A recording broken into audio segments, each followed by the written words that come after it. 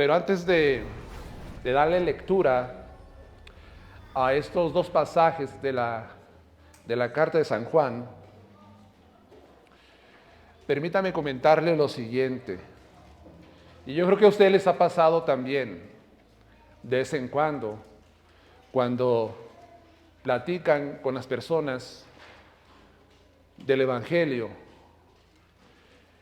A veces nos encontramos a gente cuando estamos evangelizando y compartimos ciertos temas con ellos, hablándoles sobre, pues Dios es santo y el hombre es culpable, el hombre es pecador y necesita un Salvador, en este caso que es Cristo, y necesitan arrepentirse de sus pecados y confiar en Él. Y cuando estamos adentrándonos ya en el diálogo de estar presentando el Evangelio,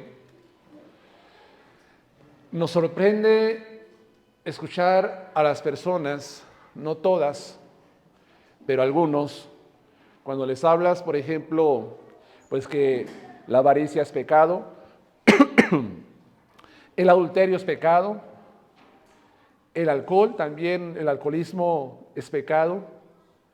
Sorprende cómo las personas tuercen las escrituras para justificar sus acciones. Perdón.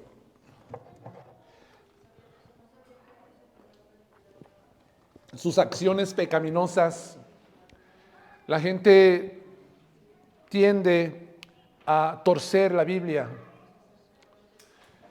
Ellos dicen, bueno, no tiene nada de malo porque en la Biblia encontramos que hay gente que tomó. Por ejemplo, pues Jesús tomó vino para justificar su borrachera, ¿verdad? Pero el hecho de que el Señor Jesús bebió vino, que no tiene nada que ver con lo que hoy se considera vino, pues la gente lo usa como un pretexto para justificar su borrachera. Otros que son dados a la avaricia, pues se encuentran en varios pasajes de la Escritura, en el Antiguo Testamento, especialmente que hay hombres que fueron muy prósperos, enriquecidos por el favor de Dios, y ellos dicen, bueno, pues allí vemos que no tiene nada de malo. Bueno, no estamos hablando en contra de la prosperidad, por supuesto, desde el punto de vista bíblico, de una manera correcta, pero la gente que es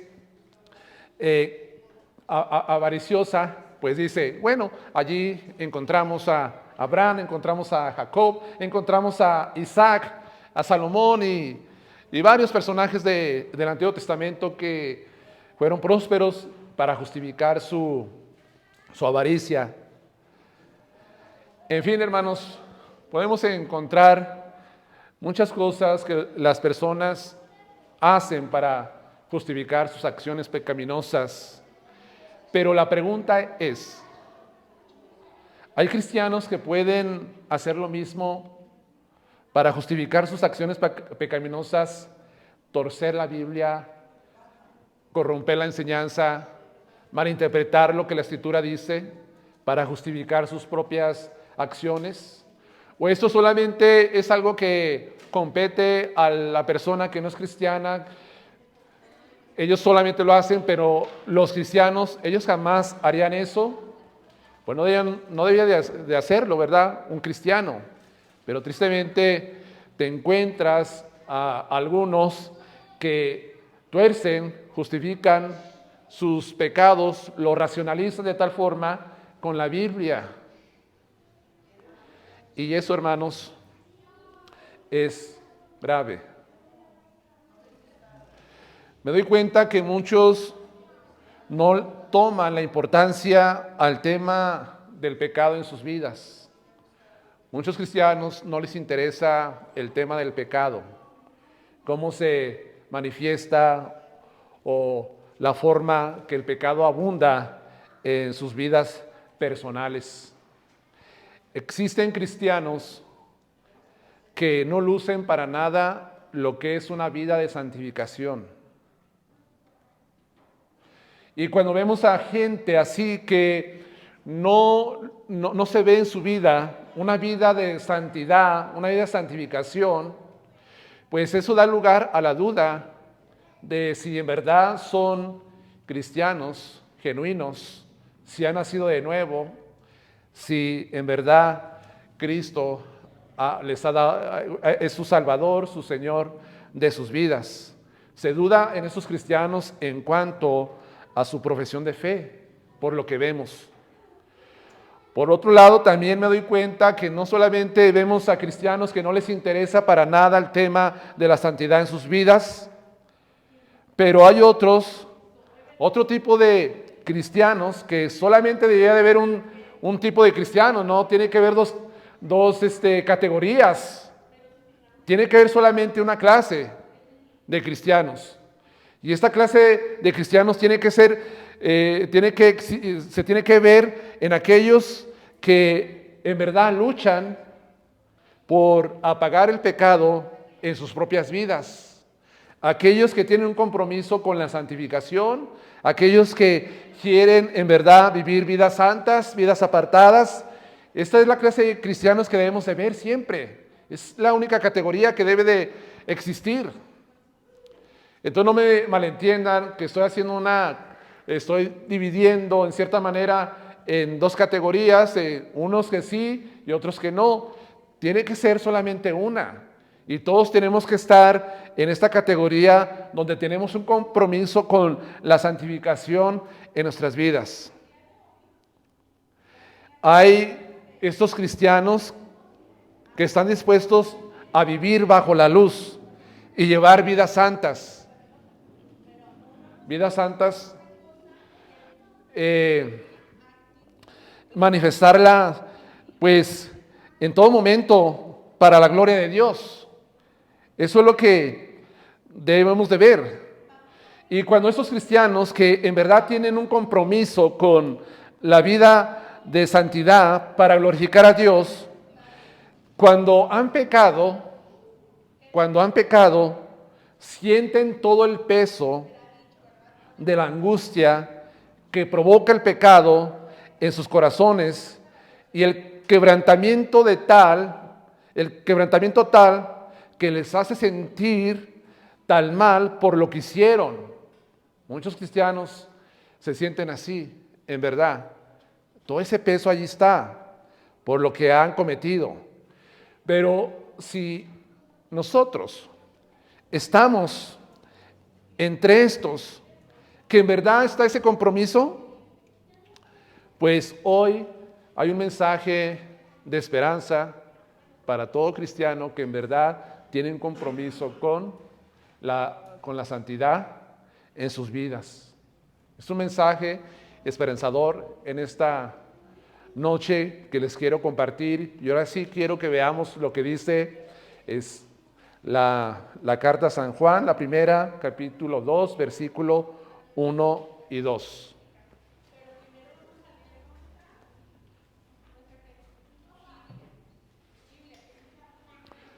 Hijitos míos, estas cosas os escribo para que no pequéis.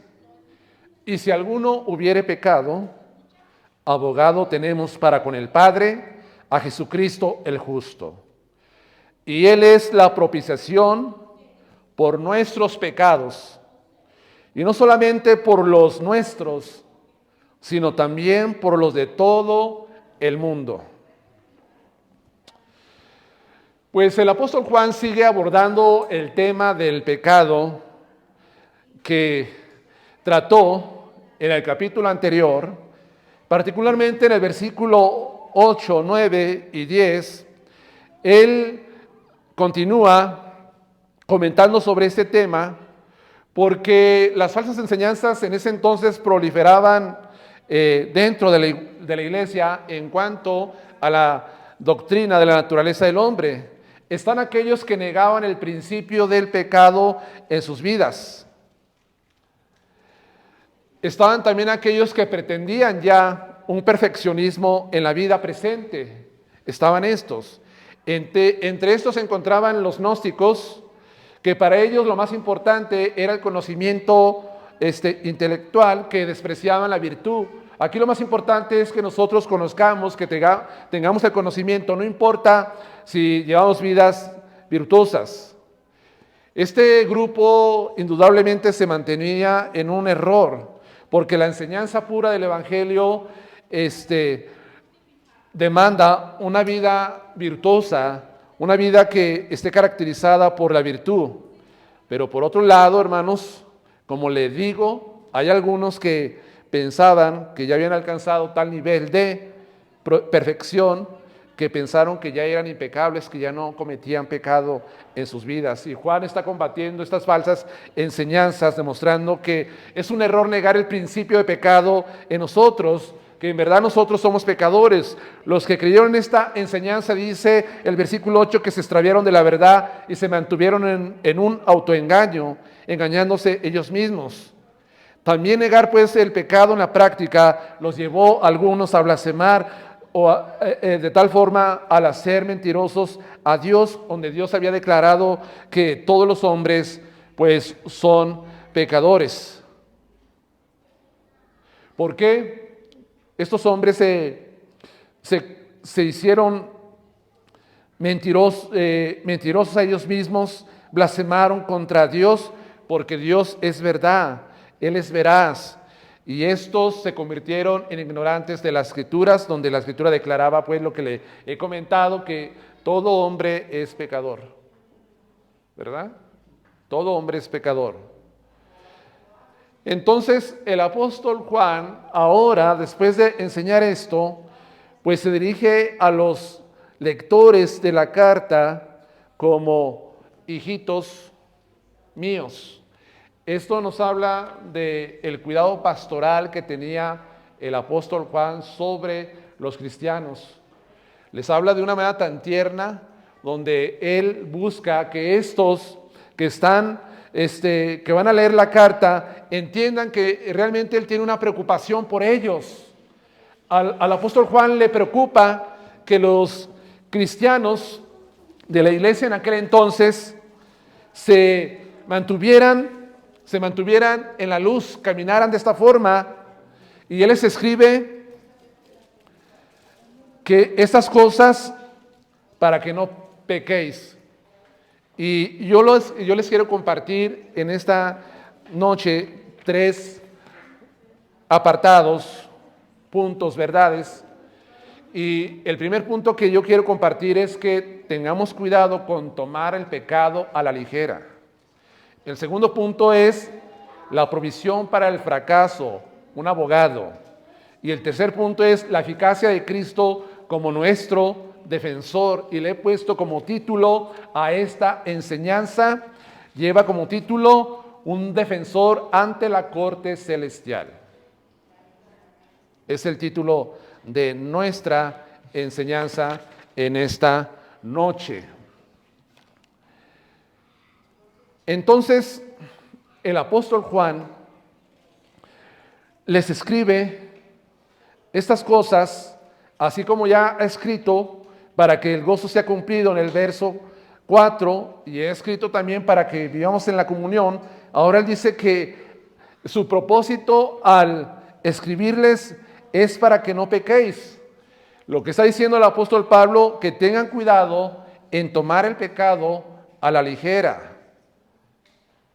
¿Por qué a la ligera, hermanos? Porque a la luz de las verdades que ya encontramos, que en verdad nosotros estamos todavía en una condición de pecado, el pecado todavía está como principio en nosotros, y que no hemos sido perfeccionados también, y no hemos sido glorificados, de tal forma que el pecado ya ha sido erradicado completamente de nuestras vidas. En base a esta verdad, en base a que también somos pecadores por práctica, o sea que tenemos los frutos del principio del pecado, en los pecados que se manifiestan de diferentes formas, algunos cristianos pueden utilizar esto para justificar una vida licenciosa, una vida de pecado. ¿Cómo, hermanos? Porque al ser perdonados también, En base a los versículos, el versículo 9, por la fidelidad de Dios y ser limpiados al confesar el pecado, pues le comento que algunos podrían tomar el pecado a la ligera. O sea, yo no puedo evitar el pecado en mi vida. Allí está. ¿Quién es perfecto aquí? Nadie. Entonces, creo que no hay ningún problema si cometo yo pecado. Al final y al cabo, yo lo puedo confesar y Dios, que es fiel y es justo, Él me va a perdonar y me va a limpiar. En base a estas verdades, muchos pueden distorsionar lo que el apóstol Juan ha enseñado y llevarlos a el pecado. Y Juan dice que les escribe para que no pequéis. El hombre peca de tres formas. Pecamos nosotros de tres maneras. Número uno, pecamos por ignorancia. ¿Qué es por ignorancia? O sea, desconocemos que lo que estamos haciendo es pecado a los ojos de Dios. No tenemos todo el conocimiento en ese momento, que ignoramos que lo que estamos haciendo es pecado. Por ejemplo, un recién convertido es muy dado a pecar por ignorancia. ¿Por qué? Porque no tiene todo el conocimiento todavía, o no ha madurado en el conocimiento de la palabra de Dios, mejor dicho, y peca por ignorancia y dicen, bueno, yo no sabía que esto era pecado, qué bueno que me dices que es pecado, porque yo lo ignoraba.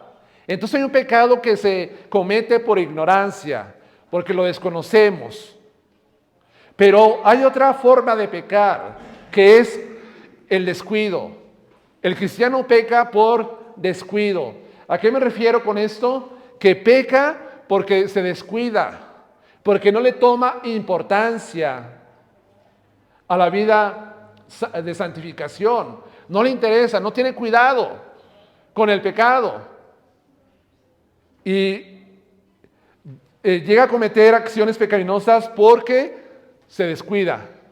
Cuando menos se da cuenta, ya pecó, porque bajó la guardia también, porque no oró lo suficiente, no usó los medios preventivos para que Dios ha provisto para que nosotros no pequemos, como la palabra en nuestras vidas, que nos limpia, nos purifica. Una vida intensa o profunda de comunión con Dios, una vida donde se le da cada día más rendición al Espíritu Santo de Dios. El cristiano descuida estas cosas, se descuida y peca. Pero hay otra forma de pecar del cristiano, y es el cristiano que peca voluntariamente. O sea, este cristiano no lo hace por ignorancia, no lo hace por descuido, sino que lo hace voluntariamente, lo lleva a cabo con premeditación, alevosía y ventaja. Es alguien que sabe que lo que está haciendo está mal, pero continúa o se propone cometer ese pecado. Sabe claramente que está haciendo mal, incluso hasta lo puede planear, pecar de esta manera. Pero una persona que peca así voluntariamente, que premedita, que saca ventaja, que le hace con toda la alevosía,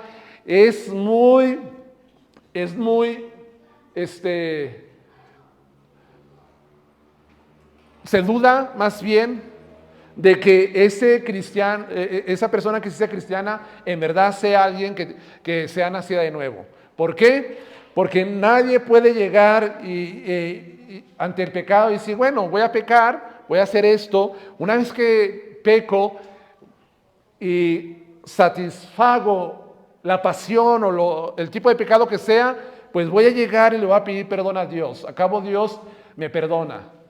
Dios, cuando ve eso, Dios no perdona, en verdad, porque está viendo toda la intención del corazón del hombre.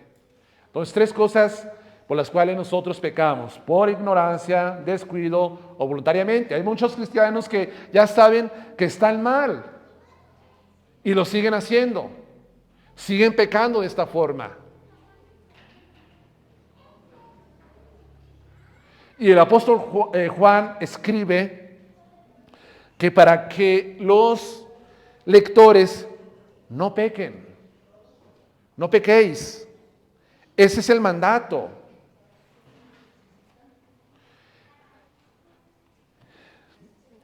En palabras del comentarista bíblico A.T. Robinson, que es un especialista en el griego, analizando sobre estas frases de Juan, él comenta diciendo que Juan no muestra paciencia con aquellos perfeccionistas profesionales de los versículos anteriores, pero aún menos con los libertinos, como algunos gnósticos que se lanzaban a todo tipo de excesos con toda vergüenza.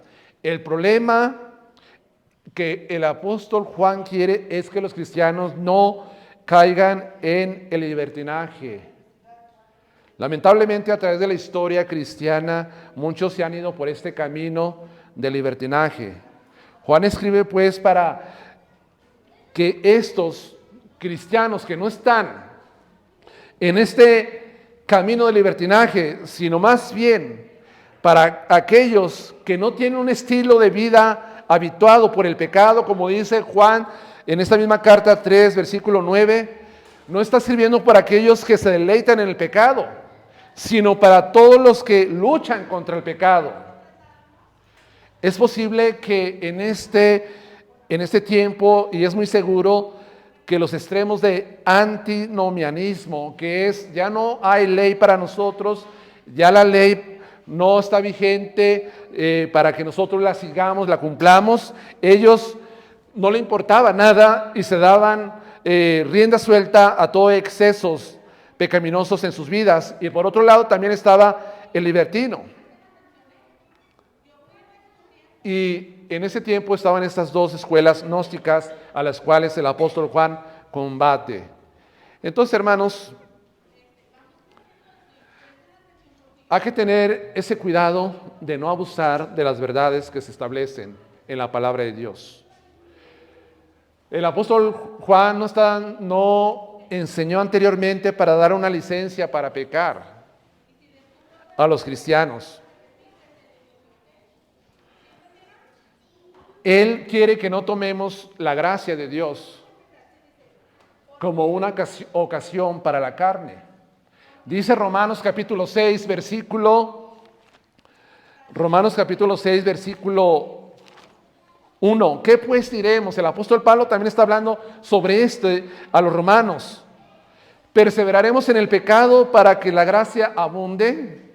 En ninguna manera, porque los que hemos muerto al pecado, ¿cómo viviremos aún en él? Si tú eres un hijo de Dios, salvado por la gracia de Dios, no puedes tú llegar a concluir que debes de pecar para que la gracia abunde. En otras palabras, hagamos males para que vengan bienes. Eso no enseña la palabra de Dios. Porque los que han muerto al pecado, ¿cómo van a vivir en él? Dice Pablo en este versículo. Entonces,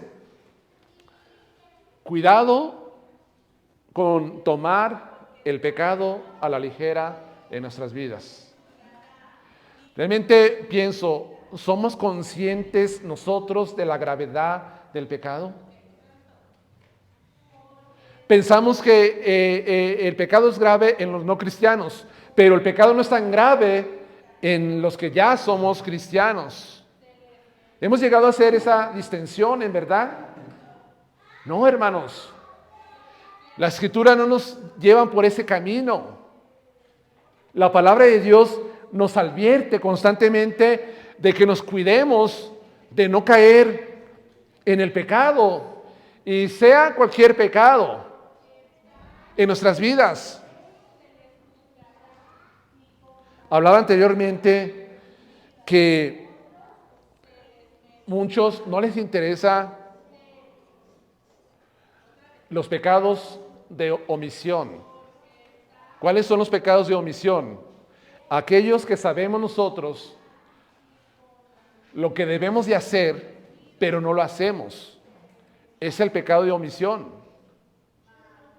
Usted sabe que en su vida tiene que ser alguien misericordioso y no lo hace. Usted ve a la gente que necesita de usted y usted la ignora. Gracias a Dios que muchos entienden que esto no debe ser en un cristiano, pero hay muchos que tienen un pecado de omisión en su vida bien fuerte. Son pecados.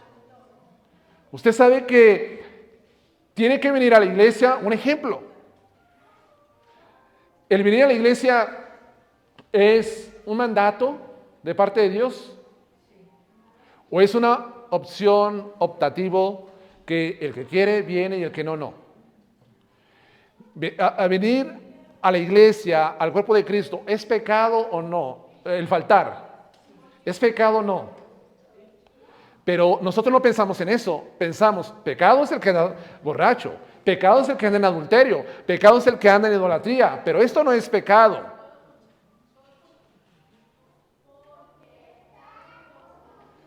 El no congregarse es pecado, hermanos. Y muchas cosas podría yo estar anunciando en cuanto a este tema para descifrar el pecado en muchos de nosotros, pero no quiero pasar mucho tiempo en esto, en verdad. El asunto es que el cristiano no es consciente del pecado en él. Y este pensamiento que estuvo en aquel tiempo también está presente en la mente de muchos hoy en día, de mucho pueblo de Dios. No sé si consciente o inconscientemente no le tomamos la seriedad de lo que dice la palabra en cuanto al tema. Ahora, el apóstol Juan usa aquí una palabra que es interesante en cuanto no pequéis y pecado. Más adelante voy a ver eso, pero de la otra frase. Pero la palabra pecado tiene una palabra interesante en el original griego. Es la palabra amartano y significa errar al blanco. Y se traduce como en tiempo presente, que indica no la comisión de un acto, sino la continua práctica del pecado. O sea, para que no pequen. Es evidente que el autor no solo exhorta a los lectores a no ser pecadores habituales o reincidentes, como si insinuara que los actos de pecado aislados serían aceptables delante de Dios. El punto está que lo que Juan está transmitiendo es que los cristianos no pequen en absoluto, tal como Jesús lo enseñó a la mujer que fue sorprendida en el acto de adulterio. ¿Recuerdan ustedes en Juan capítulo 8? Cuando esta mujer fue sorprendida, dice el Evangelio que la llevaron a Cristo y según la ley tenía que ser lapidada, muerta. Y el Señor Jesús está escribiendo en el suelo. Le preguntan, Él no contesta por un momento. Pero una vez que Él responde, le dice, el que esté libre de pecado, arroje la primera piedra sobre ella. Y una vez que escuchan esto, se van retirando uno por uno, del más viejo hasta el más joven. Y las palabras de Cristo son importantes porque en Juan 8, versículo 11, le dice a la mujer, ni yo te condeno. ¿Dónde están los que te condenaban? No están, Señor.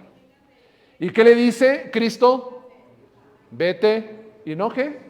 Y no peques más. No le dijo Cristo, vete y vete y esfuérzate y peca un poquito, porque estás en una naturaleza caída. Es inevitable el pecado. Peca poquito. No, Jesús le dice, vete y no peques más. Se le otorgó el perdón, la gracia de Dios, para que esta mujer no continuara en ese pecado que Cristo le había perdonado. Entonces, el propósito que Juan transmite en la idea, en las palabras, es para que los lectores no pequen en absoluto.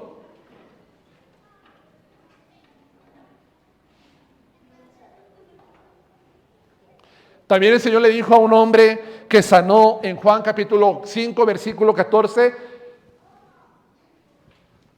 mira, has sido sano, no peques más, para que no te venga otra cosa peor, le dijo el Señor Jesús.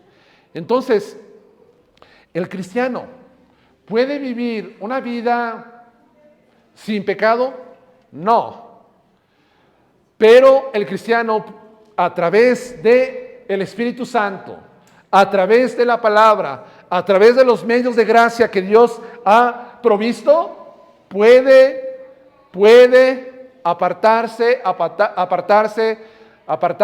cada vez más y más del pecado y consagrarse más y más a Dios. En verdad. Porque dicen, es que no se puede. Claro que se puede.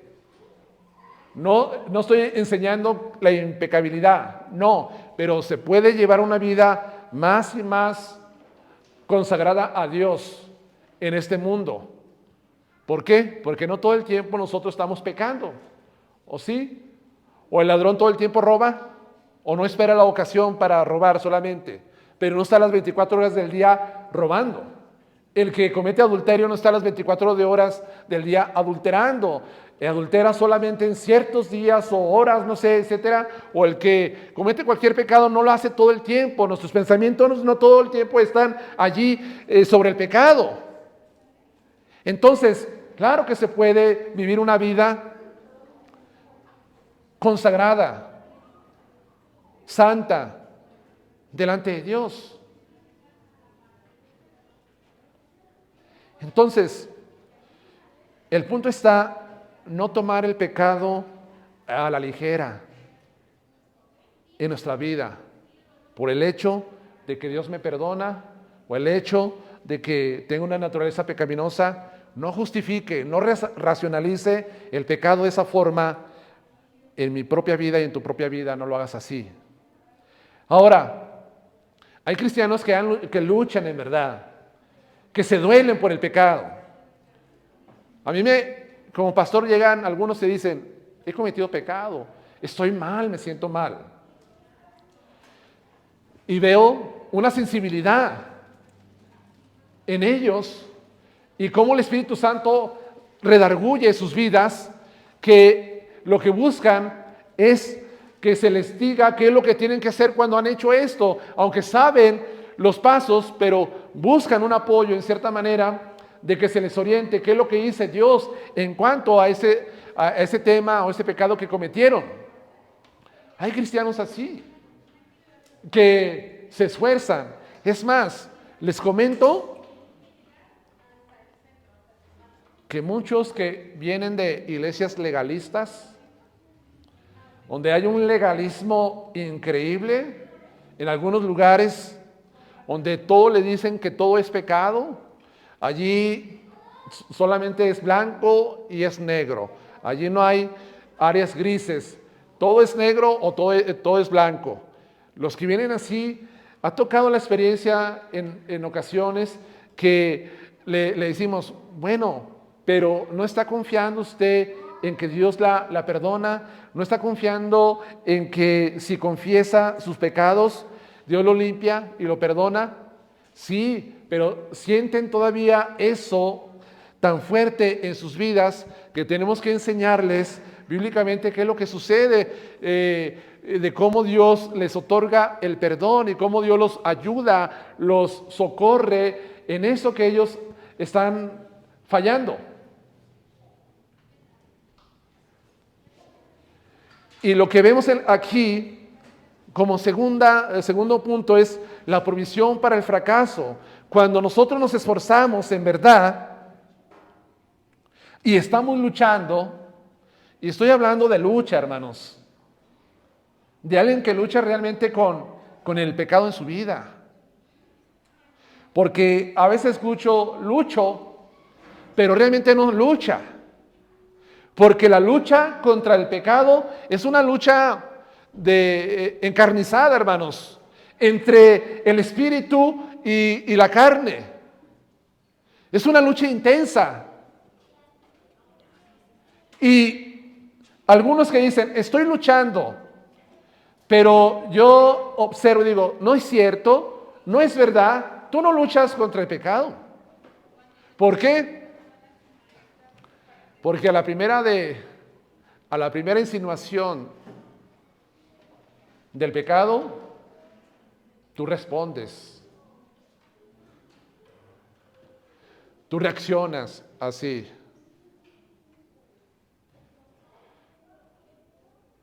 Pero hermano, estoy luchando. Pues yo no veo que luches. Estoy luchando por no pecar dentro de mi matrimonio. Estoy luchando por guardarme la boca y no ofender. Estoy luchando para no responder mal. Estoy luchando para no tomar una botella de vino. Estoy luchando contra el cigarro. Estoy luchando contra la pornografía. Estoy luchando contra la lascivia. Estoy luchando contra la lujuria. Estoy luchando contra la mentira. Estoy luchando contra la avaricia. Pero ¿en verdad estás luchando? ¿O eres como esa clase de actores que están allí, que son dos espadachines allí, que solamente están fingiendo que se hacen daño, pero pues en este caso, pues tú finges hacerle daño al pecado, pero el pecado sí te va a devastar, el pecado sí te va a dañar gravemente.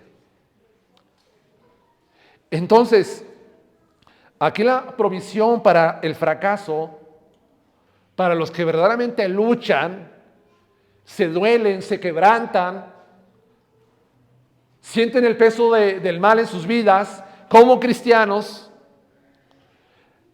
encontramos la provisión cuando hemos fracasado, porque aún en nuestros intentos de no caer en ese pecado, llegamos a caer en cierto momento. Pues aquí vemos que Dios ha provisto algo muy importante para nosotros, porque dice el apóstol Juan, y si alguno hubiere pecado, abogado tenemos para con el Padre, a Jesucristo el justo.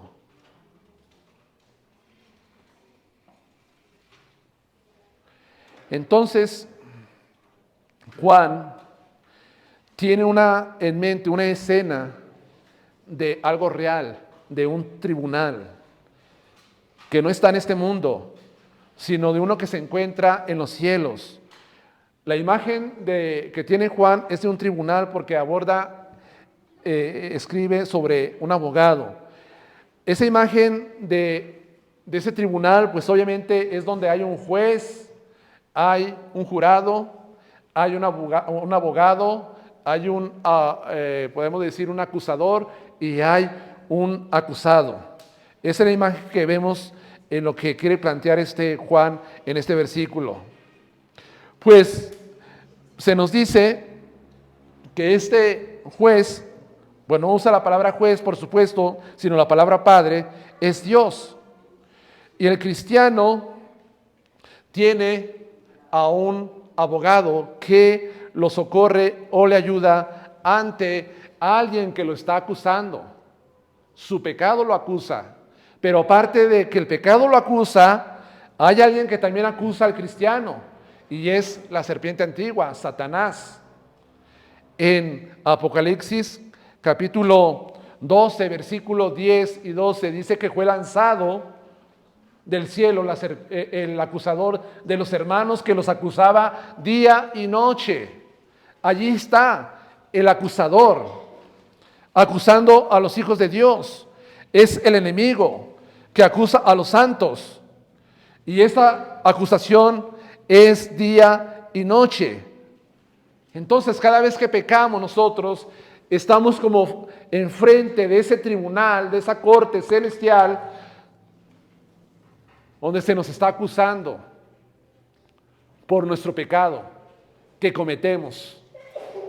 Y el apóstol Juan dice que Dios nos ha provisto un abogado, y esta palabra abogado es bien interesante que pensemos en ella porque es la palabra paracletos. El apóstol Juan solamente usa esta palabra paracletos en griego, en el Evangelio, en el sermón o en el discurso del aposento alto. Allí aparece refiriéndose al Espíritu Santo, pero aquí aparece refiriéndose a Cristo. Y este paracletos o abogado, que en griego le digo es paracletos, literalmente significa alguien que es llamado en ayuda de uno. A eso se refiere. Alguien que se llama al lado nuestro para que nos ayude. Principalmente es un adjetivo verbal y sugiere la capacidad o adaptabilidad para prestar ayuda. Y esta palabra se usaba en las cortes de justicia para denotar a un asistente legal, un abogado. Allí es donde generalmente se aboga por la causa de otro. En otras palabras, un intercesor. Es lo que es. Cristo está para ayudar a todos aquellos cristianos que pecan, que hay una acusación de parte de Satanás. Cristo está al lado suyos para interceder por ellos, porque la acusación, pues, ¿es verdad o es mentira cuando pecamos? Satanás no está lanzando mentiras contra nosotros. Él está acusando de algo, de un hecho real, de algo concreto. Nos acusa. Entonces no son mentiras las que lleva ante el Padre, el enemigo de nuestras almas. Son cosas reales, son cosas concretas. La acusación.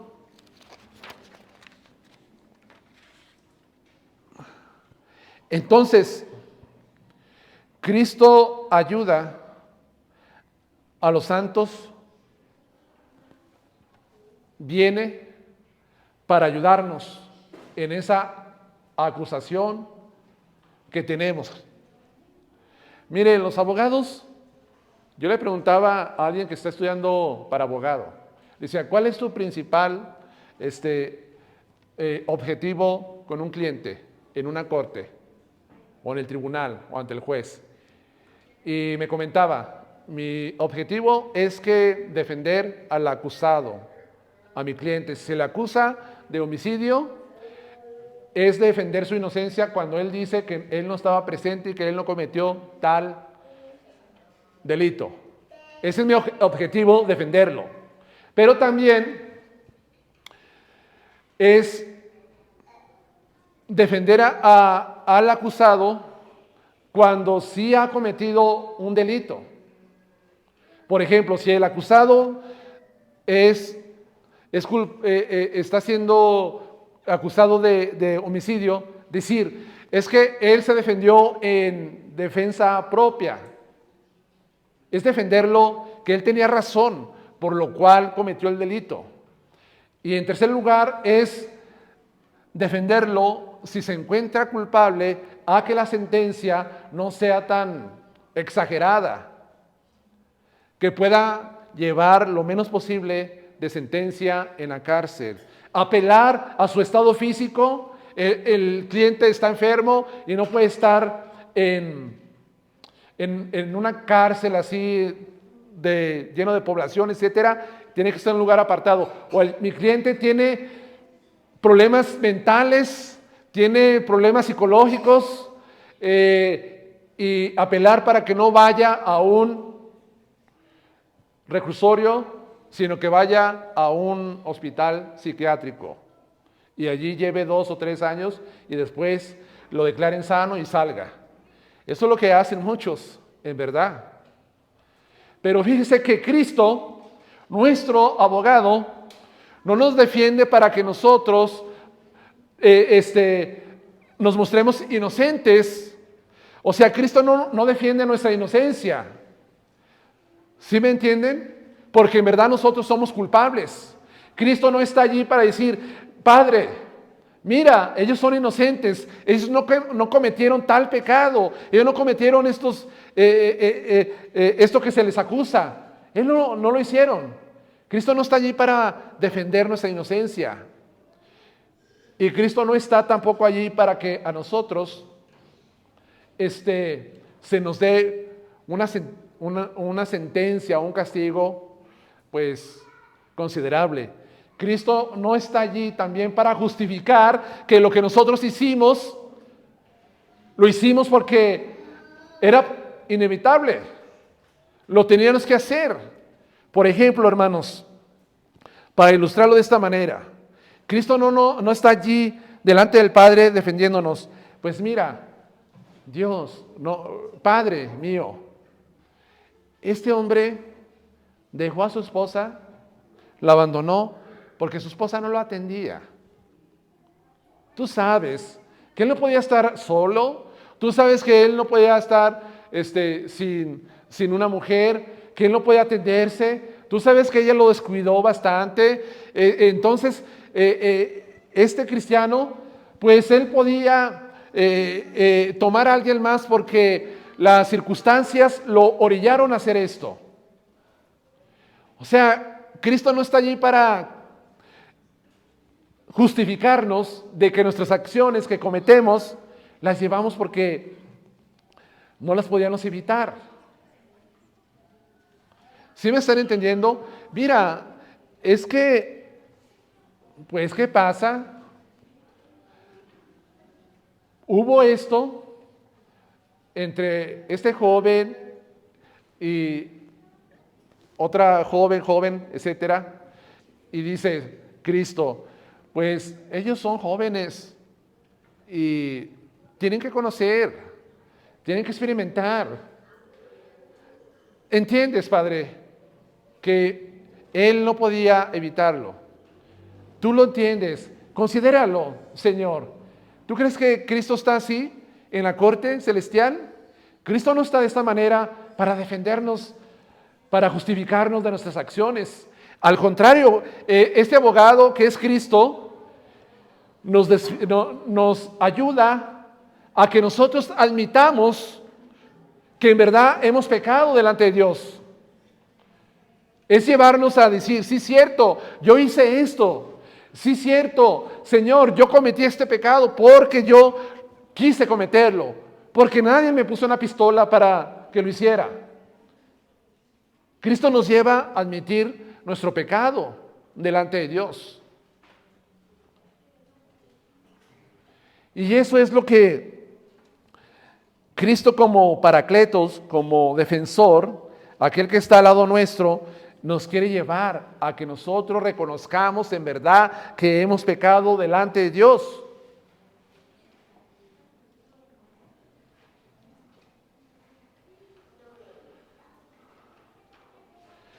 Él nunca pues abogará para defendernos o que tenemos derecho a cometer tal acción. La naturaleza pues de su intercesión o ayuda es, puntualizo, que nosotros admitamos nuestra culpa y luego Él presenta su súplica en nuestro nombre como el que ha hecho un sacrificio expiatorio por nuestra culpa pecaminosa. O sea, Él siempre nos va a llevar a eso, a admitir nuestros pecados.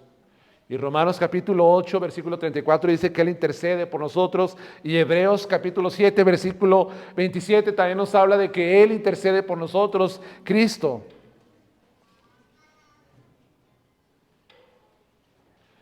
Pero quiero puntualizar, hermanos, es solamente para los que están luchando con el pecado. Solamente los que reconocen, los que vienen a confesarse delante de Dios y confían en su promesa, allí está este abogado defensor ante esta corte celestial para interceder por nosotros. Y ahora vemos que la eficacia, como tercer punto, de este defensor que es Cristo, lo vemos porque dice Juan, es Jesucristo el justo. Jesucristo es justo para defendernos. ¿Y qué vamos a entender con que Él es justo? Él le da un calificativo de justicia. A Cristo lo describe como el justo que ha cumplido todas las demandas santas de la ley de Dios. Es alguien que vivió en rectitud de forma perfecta ante Dios y los hombres. Por esta razón, Él es eficaz en defendernos ante el Padre.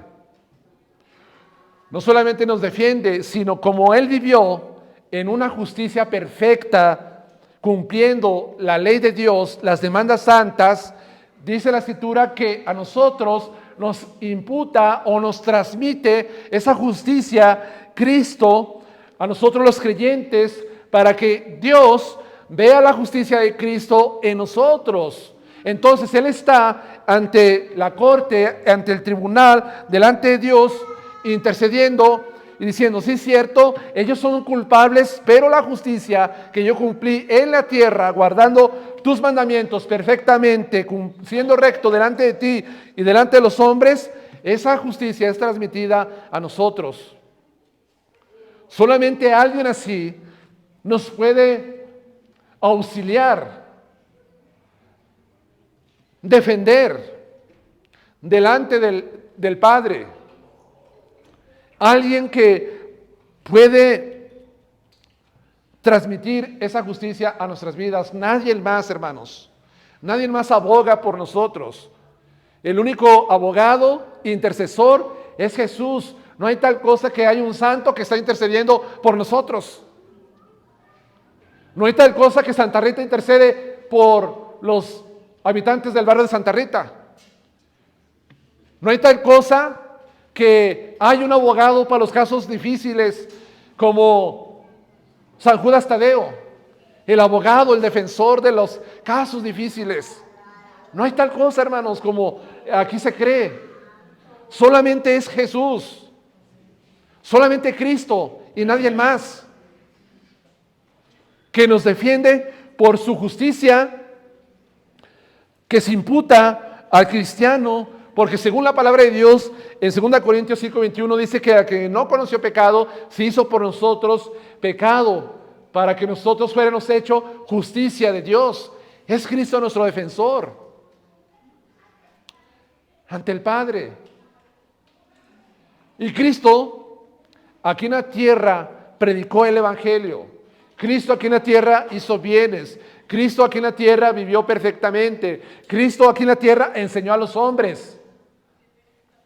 Cristo tuvo un ministerio terrenal, que era la redención del mundo. Cristo lo llevó a cabo, pero una vez que Cristo asciende al cielo, Cristo no está pasivo, sino que Cristo está activo allá en los cielos, intercediendo por nosotros, los cristianos, delante del Dios Padre. Así está Cristo, según estos versículos.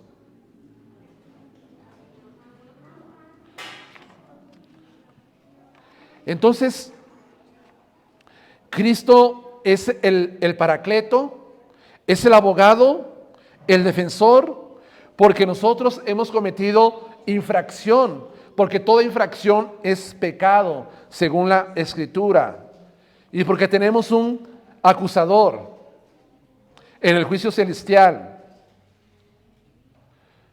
Entonces, hermanos, hay algo que también quisiera comentarles, que según en el concepto judío, ellos, los rabinos, decían, tus buenas obras, tus obras de misericordia, son paracletos para tu vida delante del Padre. ¿Saben lo que está diciendo?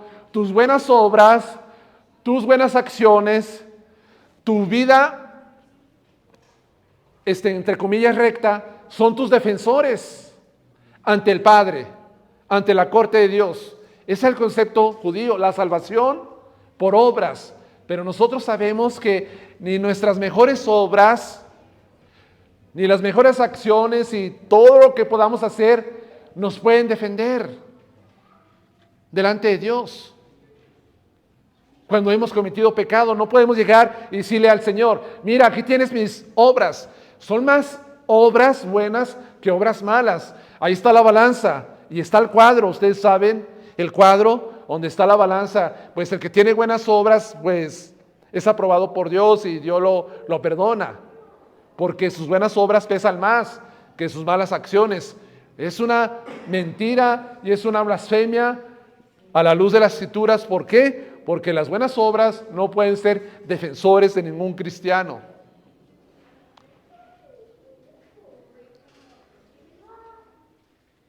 Es Jesucristo.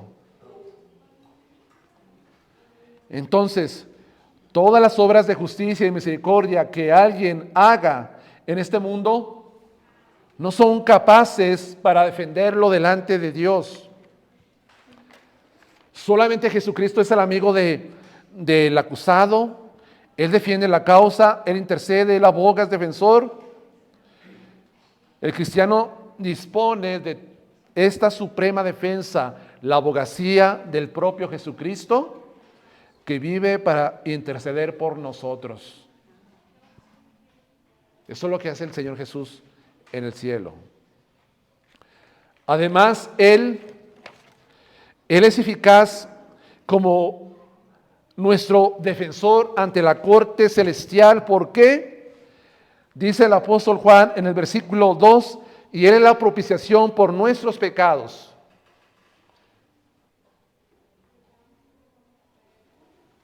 Es una palabra difícil de comprender, ya que está relacionada con el sistema sacrificial judío, de los sacrificios que se hacían en el Antiguo Testamento. Pero vemos el significado de esta palabra propiciación. Aparece aquí en los escritos de Juan y en algunos versículos del apóstol Pablo, en alguna carta, por ejemplo, en Romanos.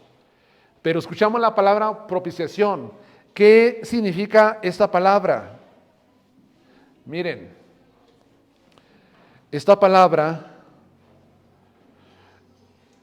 la usaban los antiguos paganos para referirse a apaciguar a un Dios enojado, iracundo, generalmente a través de un sacrificio o una ofrenda.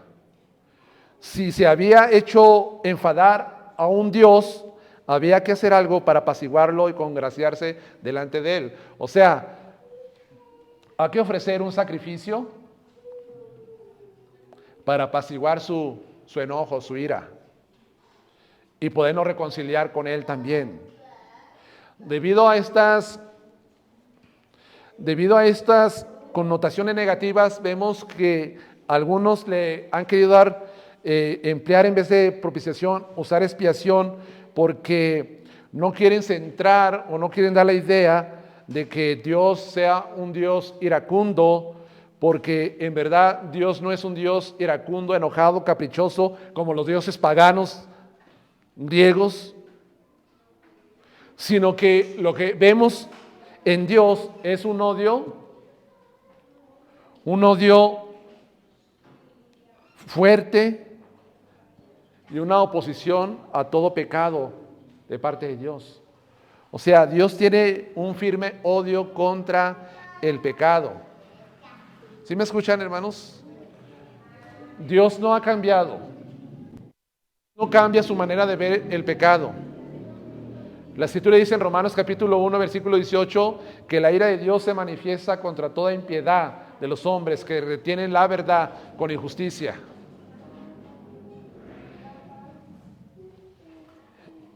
Entonces, la palabra propiciación tiene que ver con cubrir, tiene que ver con algo de la idea que nos da el sistema sacrificial judío, de cubrir el pecado. Y lo que vemos nosotros, que los antiguos paganos querían ellos ofrecer un sacrificio para apaciguar la ira de su Dios y poder tenerlo contento. Sin embargo, la diferencia entre el concepto pagano y bíblico radica en que la Biblia nunca vemos que el hombre tome la iniciativa para aplacar a Dios en su ira. Más bien es Dios quien toma la iniciativa para satisfacer su propia ira a través de mostrarle amor al pecador culpable, y en lugar de que Dios le pida que el hombre tiene que satisfacerlo con su propia vida, su propia sangre, el Señor envía a alguien para que propicie, para que satisfaga su ira en contra del pecado, y envía a Jesucristo.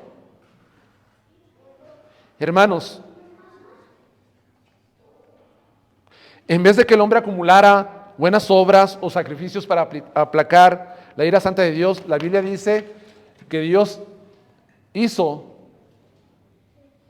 todo para que nosotros pudiéramos ser reconciliados con Él a través del sustituto que es su Hijo Jesucristo.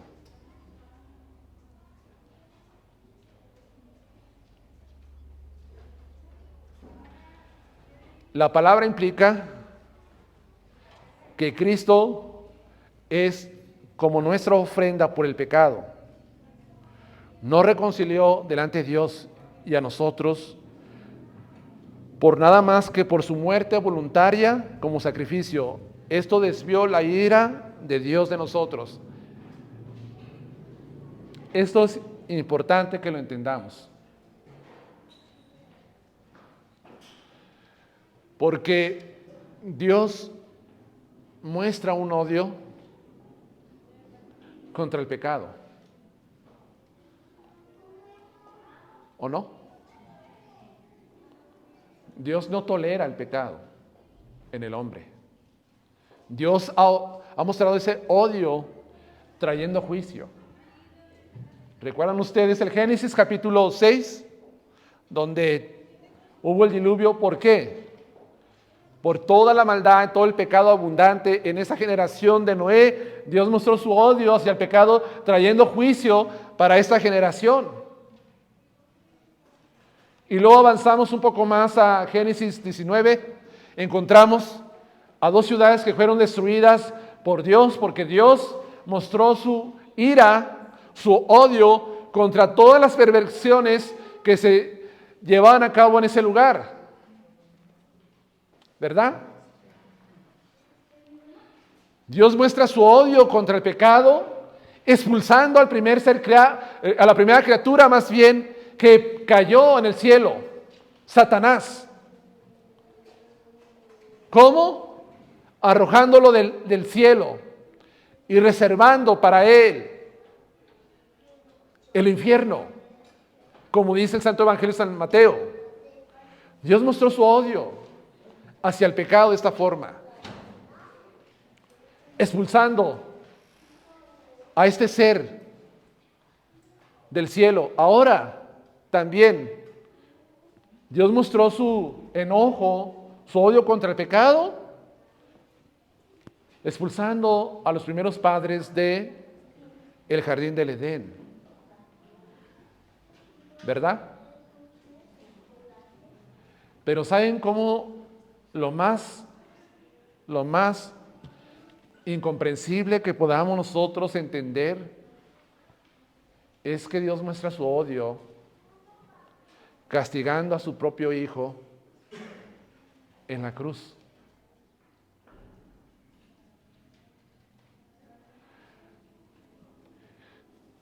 Dios castigó a su Hijo Jesús en la cruz.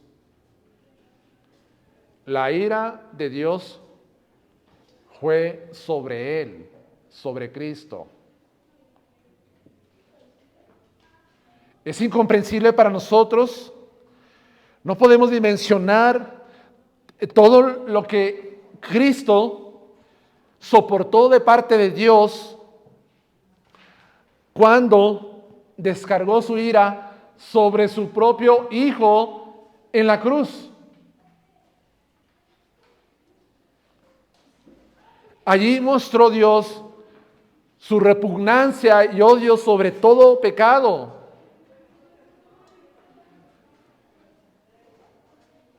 Y Cristo es pues la satisfacción. O sea, Él trajo la satisfacción a que la ira de Dios tenía que ser castigada, la justicia de Dios tenía que ser activa contra el pecado, y Cristo lo hace de esta forma, hermanos. Cristo no vino aquí a morir a este mundo para que nosotros fuéramos felices. Cristo vino a morir a este mundo para desviar la ira de Dios de nuestras vidas y desviarla hacia la propia vida de nuestro Señor Jesús. A eso vino. Eso es profundo. Lo que hizo Cristo. Desvió la ira de nosotros y cayó sobre Él.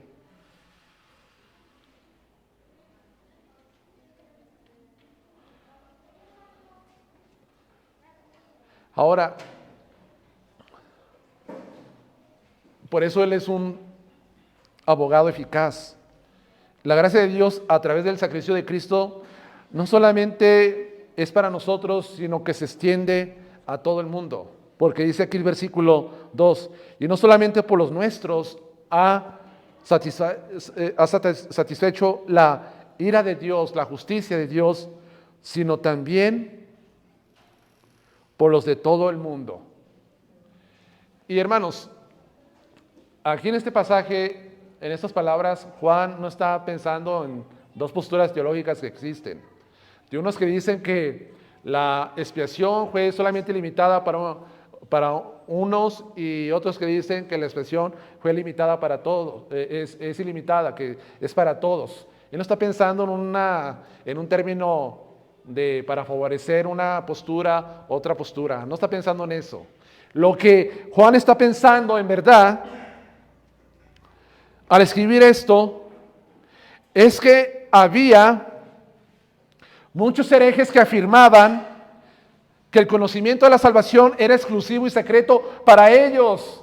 Solamente para los que hemos alcanzado ese secreto, ese conocimiento elevado, la salvación es para nosotros. Lo cual restringía o se restringía a unos pocos iluminados. En este caso el gnosticismo. En cambio, Juan, en vez de decir que la salvación es exclusiva y secreta para ellos, Juan abre la puerta para decir, esta expiación es para todo el mundo, como diciendo, la gracia de Dios es mucho más extensa de lo que imaginan. El sacrificio de Cristo no es solamente para algunos iluminados que ellos creían, no es solo para judíos solamente, es para todo el mundo. Cualquiera, en cualquier lugar que confíe en Cristo y pone su confianza, puede ser perdonado de sus pecados. Le digo, este pasaje ha levantado mucha controversia por 500 años. Una controversia teológica. ¿Murió Cristo solamente por algunos o murió por todos? ¿Y quién es el que pone el límite? ¿El hombre o Dios? Entonces ha habido mucha controversia teológica en esto, pero yo no me detengo a hablar sobre esto, porque no es el propósito en esta enseñanza enseñarles sobre si Juan tiene una mentalidad para beneficiar un grupo o tiene otra mentalidad para aprobar el pensamiento de otro. No, lo que Juan hace es que refuta pues a los herejes que creían que la salvación exclusiva y secreta solamente para ellos. Lo refuta diciendo, la salvación, la expiación es para todo el mundo. Pero recuerden, hermanos, aunque la escritura es clara, porque no todo el mundo se va a salvar. ¿Sí me entienden? No todo el mundo se va a salvar. Nosotros no enseñamos lo que se conoce universalismo. ¿Qué significa esto? Que al final de los tiempos todos los hombres van a ser salvos porque Cristo murió por todos y su sangre perdona todos los pecados de los hombres. No, eso no enseñamos nosotros, hermanos. Nosotros sabemos que aunque la ira de Dios permanece todavía por aquellos que no se arrepienten de sus pecados. Juan capítulo 3, versículo 36. Y solo aquellos que creen son perdonados y reconciliados con Dios. O sea, no todo el mundo va a ser salvo. ¿Verdad, hermanos? No todo el mundo. Solamente para aquellos que creen, ponen a Cristo como Señor de sus vidas y Salvador, para ellos es esta salvación y esta reconciliación. Eso es lo que vemos.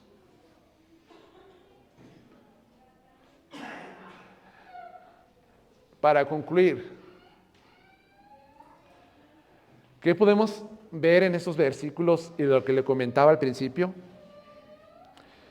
Comprender la obra misericordiosa y sacrificial de Dios a través de su Hijo Jesucristo debe conducir a la santidad continua al cristiano. El punto es claro.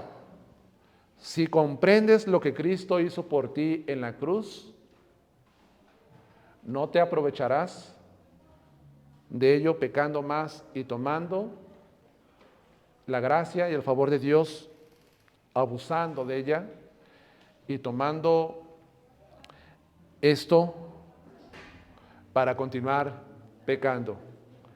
Más bien, el pensar lo que Cristo hizo en la cruz, eso nos debe llevar a nosotros a apartarnos más y más de el pecado. Somos conscientes, hermanos, realmente somos conscientes que la segunda persona de la Trinidad, que había estado unida al Padre por todo el tiempo, se hizo hombre, se encarnó y murió en la cruz y sufrió la ira de Dios. Somos conscientes de eso, que nuestro pecado, nuestra maldad llevó a Cristo a la cruz. Que ese pecado que nosotros cometimos en el pasado llevó al purísimo Hijo de Dios a la cruz a sufrir el castigo de Dios por ese pecado que cometimos, por ese pecado que cometemos en el presente y por ese pecado que vamos a cometer en el futuro. ¿Estamos conscientes de eso?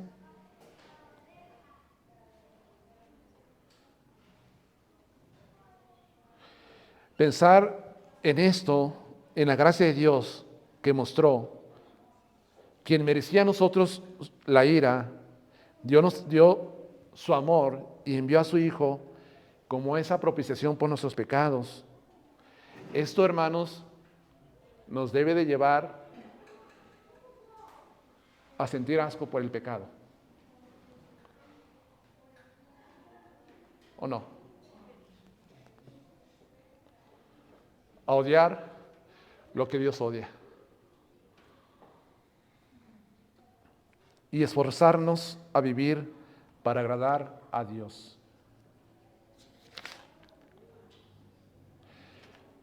Y esa misma gracia de Dios fluye libremente en nosotros,